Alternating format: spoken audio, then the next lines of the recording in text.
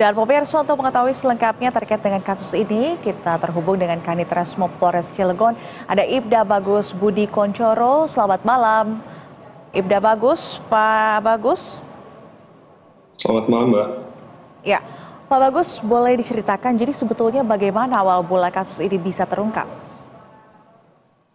Oke, jadi kronologis awalnya adalah ketika kejadian itu pada hari Sabtu tanggal 2 Agustus. Itu subuh pada pukul 3 pagi. Si pelaku ini sempat bertengkar dengan istrinya karena suatu hal, dan akhirnya si pelaku pun langsung memukul si korban dan juga melakukan pencekikan. Habis dari situ, setelah dinyatakan meninggal, pelaku pun kabur ke beberapa tempat terlebih dahulu. Yang pertama, dia mampir ke Kampung Rambutan. Kampung Rambutan, habis itu mampir lagi ke Sumedang, lanjut ke Cirebon, dan terakhir di Wonogiri. Kebetulan kami menangkap pelaku tersebut di Wonogiri beserta personil Polda Banten dan di backup oleh Resmob Polda Jawa Tengah. Gitu, demikian.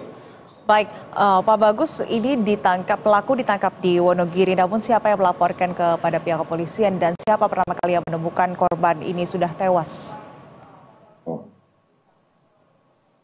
Untuk yang pertama kali menemukan mayat korban adalah anak dari si pelaku. Jadi posisinya ini si korban dan pelaku itu nikah siri, dan anaknya si pelaku ini tidak terlalu dekat dengan si korban. Sehingga setelah hari Sabtu itu kejadian, waktu hari Senin pagi si anaknya mau berangkat sekolah, dia mencium bau tidak sedap dari kamar si pelaku. Akhirnya karena rasa penasaran, si anak ini pun membuka pintu kamar pelaku dan sudah menemukan mayat terkapar, yaitu korban. Artinya ini sudah lebih dari seminggu ya Pak, korban baru ditemukan tewas meninggal dunia oleh anak dari pelaku begitu?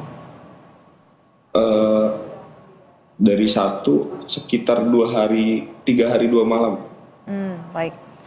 Pak Bagus, tadi dikatakan bahwa pelaku ini ditangkap di Wonogiri. Saya konfirmasi kembali, apakah ini pelaku setelah membunuh korban langsung melarikan diri ataukah bagaimana Pak?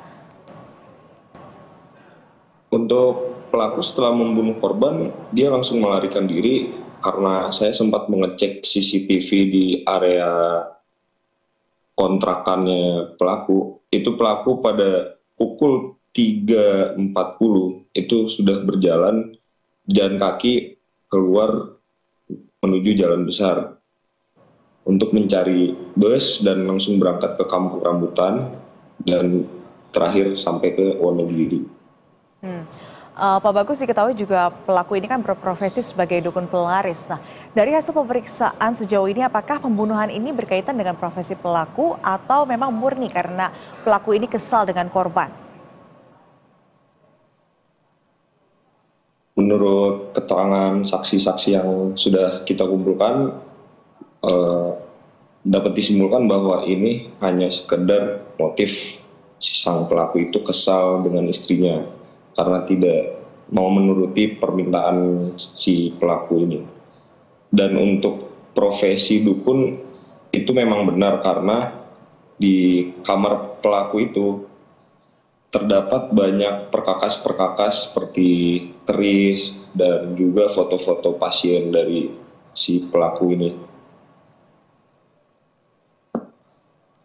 Iya, Pak Bagus, juga diketahui bahwa apakah sebelum dilakukan pembunuhan ini pelaku membunuh korban, apakah sebelumnya korban juga sempat mendapatkan perilaku kekerasan dari pelaku atau seperti apa? Oke, menurut keterangan dari sang anak, beberapa kali pernah terjadi pertengkaran antara si korban dan si pelaku. Dan juga dari keterangan tetangga sekitar pun terkadang mereka malam-malam mendengar suara gaduh di kontrakan si pelaku itu. Gitu, Mbak. Baik, Pak Bagus, jadi apa pasal yang mengancam pelaku dalam kasus ini? Gimana, Mbak? Pasal apa yang mengancam pelaku dalam kasus ini, yang diterapkan dalam kasus ini? Untuk pasal, kami menyangkakan pasal 338 atau juga 351 KUHP pidana dengan ancaman paling lama 15 tahun. Demikian. Baik. Terima kasih Kanit Resmo Polres Cilegon, Ibda Bagus Budi Koncorek atas keterangannya. Selamat malam, Pak.